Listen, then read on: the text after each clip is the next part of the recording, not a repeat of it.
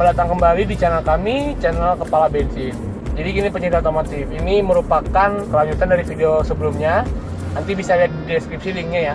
Jadi untuk khusus mobil ini kita bagi dua part biar nggak kepanjangan. Jadi biar nggak bosan juga para pencinta otomotif ini nonton video-video kami. Jadi sekarang kami udah ada di dalam Avanza Veloz ini, lagi test drive juga. Ya biasa motor-motor kota Bandung. Ya untuk pertama kali sih kita akan bahas dari pengemudi ini ya, bagaimana impresi berkendara serta duduknya. Kalau untuk duduknya sih ya mungkin udah banyak yang nge-review ya, nggak terlalu spesial lah, walaupun sudah ada di dalamnya tilt steering, pengaturan tilt steering, tapi masih kejauhan ya. Jadi antara kita milih kaki atau tangan kepada setir yang sesuai. Jadi kalau tangannya pas, kakinya kejauhan. Kalau kakinya pas, tangannya kejauhan. Atau sebaliknya lah intinya.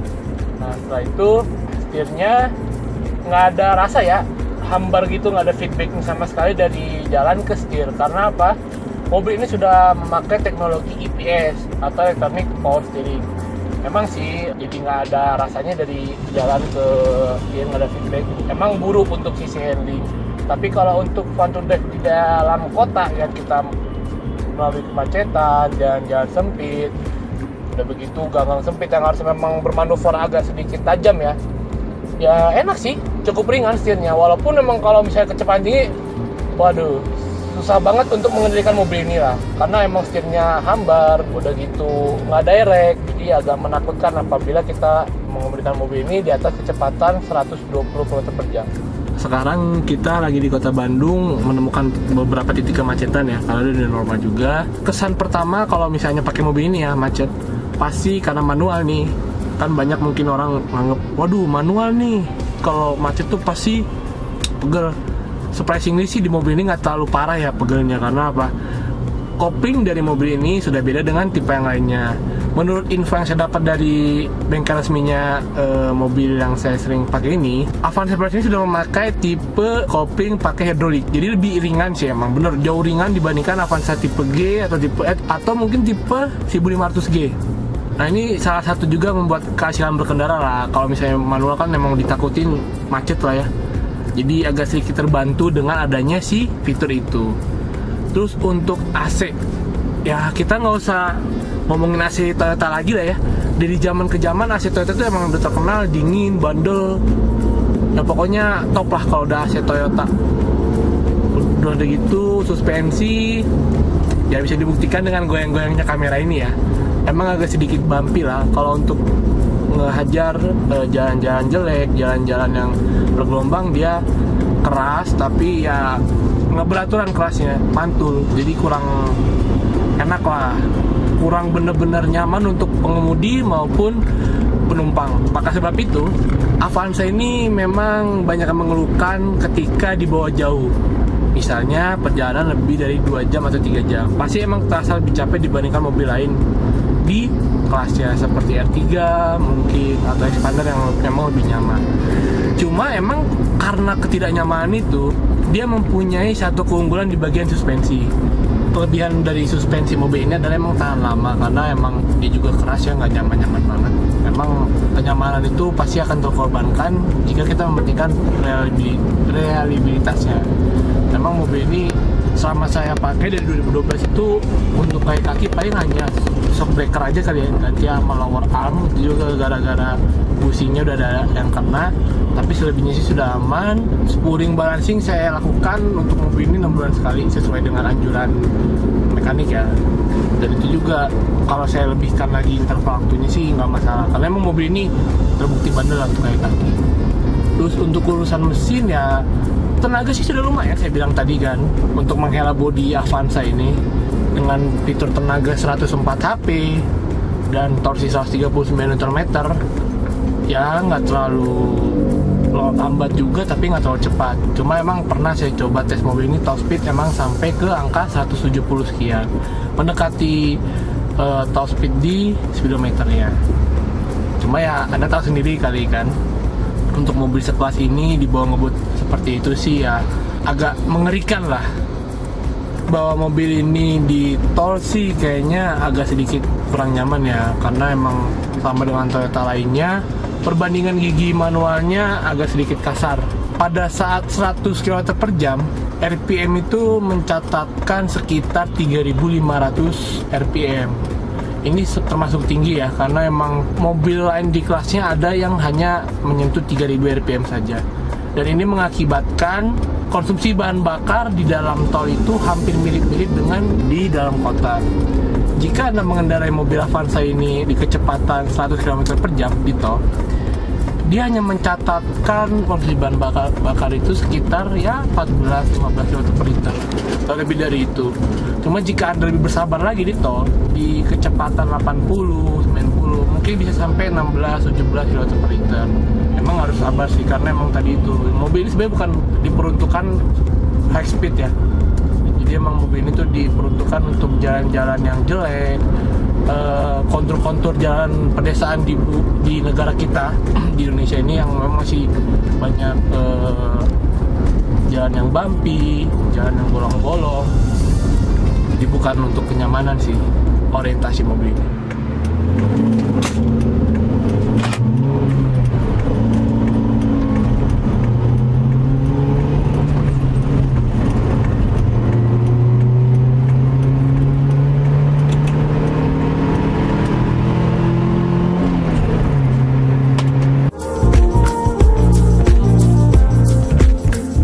Untuk konsumsi BBM dalam kota memang mobil ini tidak terlalu bagus ya, karena emang RWD mesin teknologi lama, hanya PPT saja, manual 5 speed.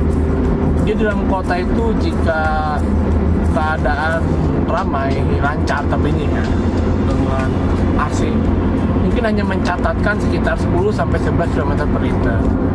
Tapi jika macet parah, saya pernah mengalami pengalaman terburuk memakai dalam kota itu sampai 1 banding 7 km per liter.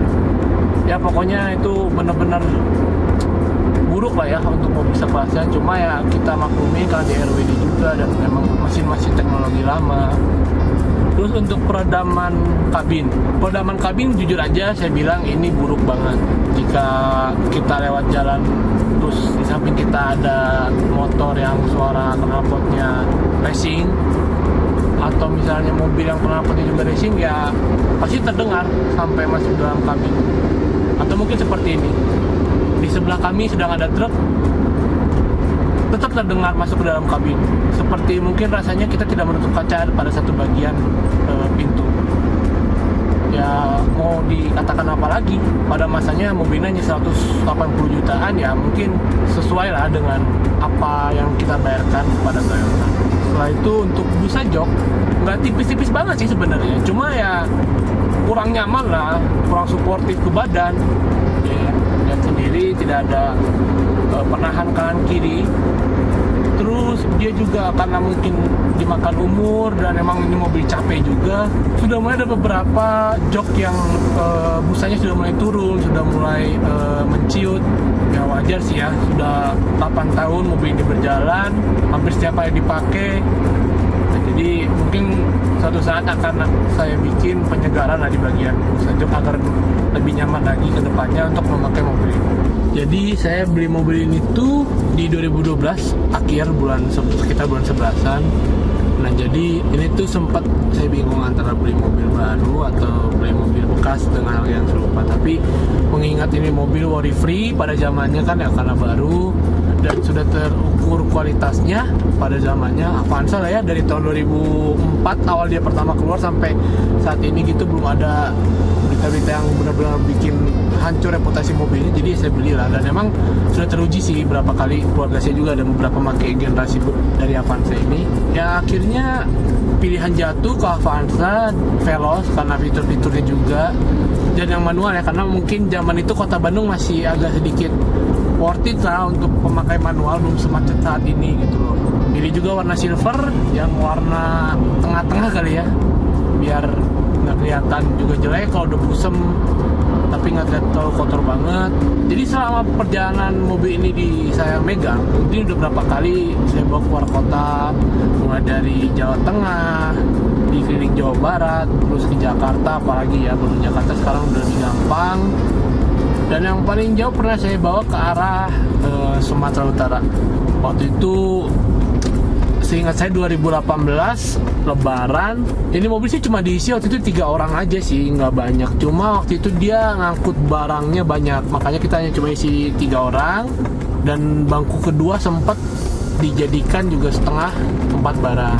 Selama perjalanan sih nggak ada masalah sih sebenarnya pertamanya kita nggak ada masalah sampai Merak. Setelah di Merak itu timbul masalah, mobil itu mulai, kalau bahasa di bengkelnya sih dut-dutan, mirip kritik lah, jadi kayak nggak ada tenaga. Di gas juga bukannya ada tapi malah kosong gasnya. Nah ternyata setelah ditelisik tensionernya kena setelah nyampe ke Bandung. Kita nggak tahu sih, mungkin karena umur juga dan emang pemakaian ya, karena kan emang mobilnya hampir tiap hari saya pakai, tapi nggak ada kendala yang berarti gitu, maksudnya nggak ada masalah yang besar selama tensioner itu rusak. Cuma RPM-nya naik turun dan sempat juga nggak bisa idle mobilnya kan. Jadi ya cuma itu doang, nggak ada sampai yang mogok turun mesin, enggak. Dan malah kita menempuh 2000 km dalam sekali perjalanan, berarti kalau pulang pergi sekitar 4000 km ya aman, masih bisa pulang lagi ke Bandung. Cuma yang disayangkan waktu itu saya kena musibah di daerah Sumatera Utara juga pada saat pulang. Jadi mobil ini pernah saya bawa dari arah Sumatera Utara menuju Bandung tanpa bumper. Dan lucunya hampir setiap kota kalau ketemu orang nanyain gitu kan, kenapa mas mobilnya, kenapa itu tadi saya bilang bandel, tanpa bumper, lampu udah mulai acak-acakan, tanpa fog lamp, radiator tanpa pelindung, tapi masih bisa dituntaskan sama mobil ini. Surprisingly lah gitu, nggak ada kendala sama sekali. Bensin juga masih irit. Kalau waktu itu di mid, based on mid itu sekitar 1:16, 1:15. Itu untuk rute kombinasi lah ya kita bilang, karena kan Sumatera itu rutenya ada yang naik turun, ada yang datar, ada yang lurus besar jalannya juga.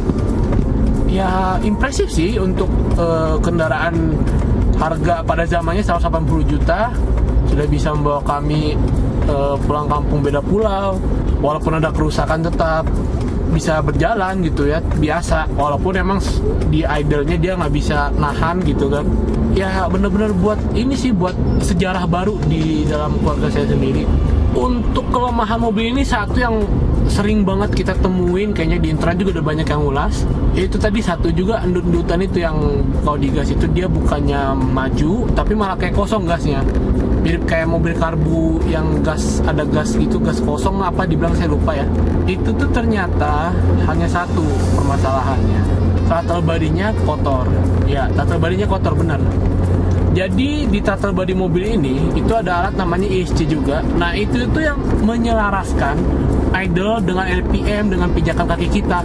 Sensornya menyelaraskan, nanti dikirimnya sinyalnya tuh ke ECU, nanti baru ke arah pembakaran, pengapian dari mobil ini. Inilah yang sering bermasalah ketika kotor. Sensor tersebut malfunction, jadi tidak bisa membaca pada saat situasi itu apa yang diperlukan oleh pengapian mobil, berapa RPM-nya.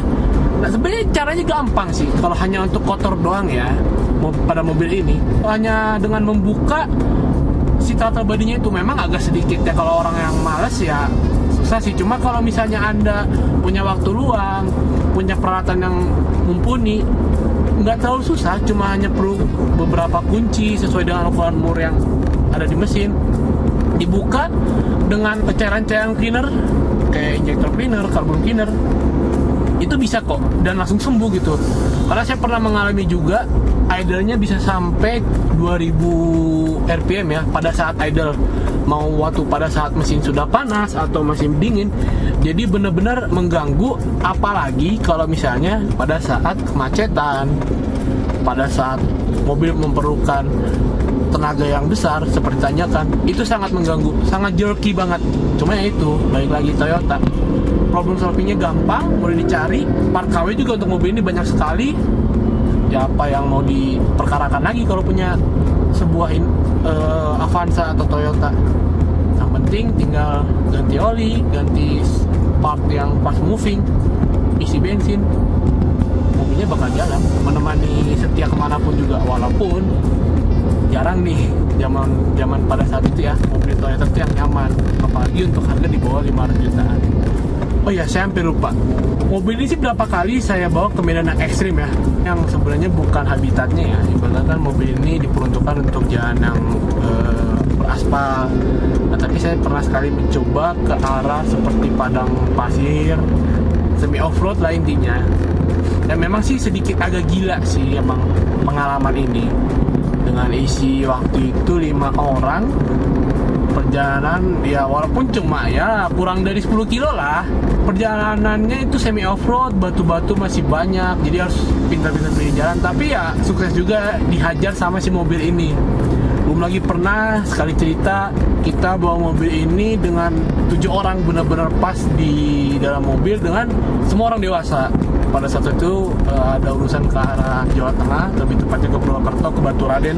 Nggak ada kendala sih untuk tanjakan ya, maklum ya RWD dia lebih enak gripnya pada saat tanjakan dan diisi beban.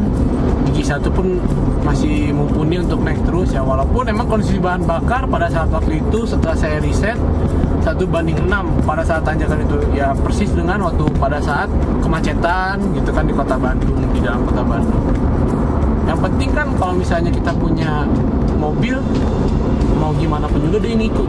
Kalau masalah konsumsi bahan bakar, perawatan, itu bonus sih kalau misalnya emang mobilnya bandel. Kekurangan mungkin saya sudah jelaskan tadi ya, terlalu banyak mungkin kekurangannya saya jelaskan. Tapi ada beberapa kelebihan sih dari mobil ini. Jujur aja untuk penggerak RWD termasuk yang lumayan irit. Jika kaki Anda sekolah, dalam tanda kutip sekolahnya ya, mobil ini bisa mencatatkan 1:13 dalam kota jika diukur di dalam kota Bandung based on meet ya. Tapi kalau saya pernah juga menghitung full to full ya 1:11, 1:12. Itu emang termasuk irit sih untuk di kelas pengguna roda belakang ya. Terus kalau untuk di tol sih ya saya kira 16 lah, paling irit 17 karena emang dia rasio giginya yang pendek-pendek. Udah gitu RPM-nya pada saat kecepatan tinggi terlalu tinggi, jadi untuk mendapatkan eco driving di tol itu agak sedikit susah, kecuali emang kita menjalankan mobil di kecepatan 80 km per jam ke bawah. Setelah itu harga part-partnya juga, ini salah satu kelebihan dari Toyota ya. Pelayanan after sales-nya, ketersediaan spare part itu bener-bener nggak bisa ditandingin lah sama mobil lain. Lain pun jualnya itu banget bener-bener dipertahankan Toyota gitu. Bengkel yang hampir tersedia di seluruh kota di Indonesia, ketersediaan part mulai dari ori, KW, mulai ada yang ori di bengkel resmi, ada ori yang di spare part grosiran gitu, semua ada. Jadi jangan pernah takut untuk mengurus mobil-mobil keluaran dari Toyota, pasti tetap aja ada spare partnya, tinggal uang yang bermain sih. Tapi ya nggak terlalu mahal sih untuk ukuran LMPV ya. Akhirnya kita masuk pada tahap kesimpulan. Mungkin banyak orang yang di luar sana nih mencaci maki mobil ini, dibilang mobilnya boros, dibilang mobilnya ajrut-ajrutan, dibilang mobilnya sejuta umat, dibilang mobilnya susah disalip, dibilang mobilnya murahan. Terserah lah apa kata Anda ya, netizen-netizen yang selalu nyinyir terhadap apapun. Tapi yang penting dia sudah punya prestasi di Indonesia, sudah membuktikan bahwa dia layak di Indonesia dengan cara beberapa tahun kebelakangan pada saat dia muncul di negara kita ini, di Indonesia, dia mencatatkan prestasi dalam bidang penjualan. Seringkali dia sebagai salah satu mobil teratas di data penjualan di setiap tahunnya. Itu menjadi bukti bahwa ia dimaki tapi tetap dicinta. Ya mungkin untuk para pencinta otomotif yang pengen membeli mobil bekas dan bingung, mungkin Avanza Veloz 2012 ini jadi salah satu pilihan, karena emang mengingat di video tadi sudah kami bahas semua detail-detailnya. Oke, sekian dari kami dari video review Avanza Veloz tahun 2012 ini. Jika Anda menyukai konten ini, jangan lupa di like. Jangan lupa juga share ke teman-teman Anda, ke grup keluarga Anda, atau mungkin ke grup tongkrongan Anda. Jangan lupa juga subscribe untuk mendukung kami ke depannya membuat konten-konten seperti ini lagi, atau mungkin ada konten-konten terbaru dari kami. Dan jangan lupa juga nyalakan lonceng untuk membunyikan notifikasi jika kami mengupload video di channel kami. Terima kasih telah menonton video kami yang ini. Bye bye, sampai jumpa di video selanjutnya. See you.